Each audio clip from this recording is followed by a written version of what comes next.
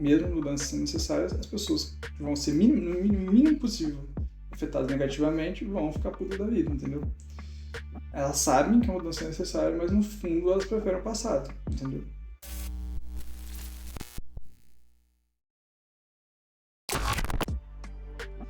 Lei 45.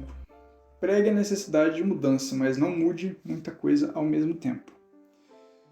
Teoricamente, todos sabem que é preciso mudar, mas na prática as pessoas são criaturas de hábitos. Muita inovação é traumático e conduz à rebeldia.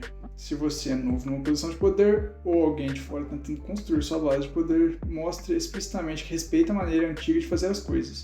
Se a mudança é necessária, faça parecer mais suave, faça parecer uma suave melhoria do passado. A psicologia humana é cheia de dualidades. E uma delas é que as pessoas, mesmo sabendo que as coisas precisam mudar, que as mudanças são necessárias, elas ficam irritadas quando isso afeta elas pessoalmente. Vou te dar um exemplo. Transporte urbano. Táxi era muito caro. Muito caro. Sim. Qual é a alternativa do táxi? Você tem um carro ou você andar de ônibus. Mas se você quisesse pegar carona no carro com alguém e pagar ela para isso, o táxi era caro. Por quê? Porque tem muita burocracia, tem que ter ponto, tem que... um monte de burocracia lá, tá?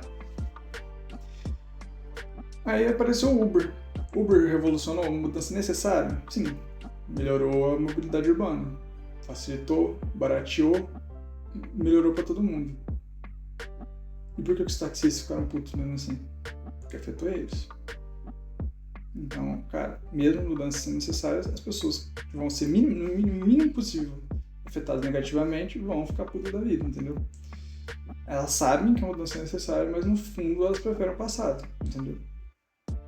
Toda revolução teve na história uma reação forte depois, porque a longo prazo ela cria um vazio desconfortável, entendeu? Essa mudança cria um vazio desconfortável que causa uma reação de pessoas conservadoras, não importa qual revolução é essa, seja de direita, seja de esquerda. Para Maquiavel, o profeta que prega mudanças só sobrevive se pegarem armas, usando a força para suprimir os suspiros da população pelo passado. Forte. O fato do passado estar morto e enterrado te dá a liberdade de reinterpretá-lo. Vou te dar um exemplo de reinterpretação do passado. Se eu te falar Robin Hood, a história do Robin Hood, hoje em dia tem gente que usa ele é uma história clássica, uma história do passado.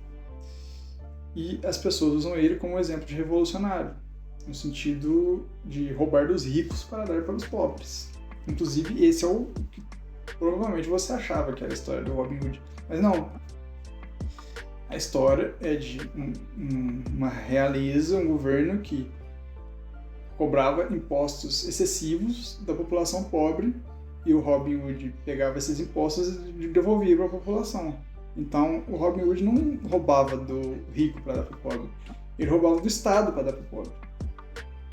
E isso muda tudo, porque hoje em dia a ideologia daqueles que acreditam que tem que tirar dos ricos para dar para os pobres dizem que tem que usar o Estado para fazer isso.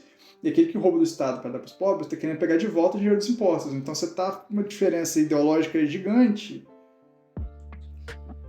entre, sei lá, um comunista e um libertário anarcocapitalista, cara, entendeu? Então, velho, reinterpretar tudo, mas é uma história, tem um simbolismo, é uma história antiga, é uma história que tem força na mente das pessoas, entendeu?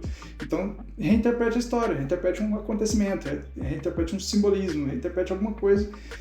Por quê? Aí você vai suavizar aquela mudança. Você vai falar, não, ó, tô mudando isso aqui, mas na verdade é porque eu tô interpretando aquilo lá que aconteceu. Ó, aquilo aconteceu de certa maneira e justifica isso aqui. Antigamente já era assim. Você tá conseguindo captar?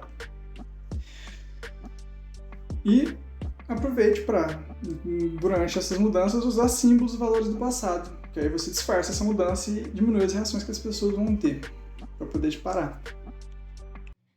Fala, se você está acompanhando esse vídeo aqui pelo corte de uma das leis específicas, saiba que você tem duas opções para continuar aprendendo esse tipo de conteúdo. Você pode acessar a playlist que tem todos os cortes das leis do poder, uma por uma, com as minhas explicações, com os meus insights, com tudo que eu explico sobre elas, ou você pode ver o vídeo completo, que você vai vendo aos poucos e tem uma por uma na ordem certinho em um vídeo só. O aulão que eu dei, o resumo comentado das 48 leis do poder.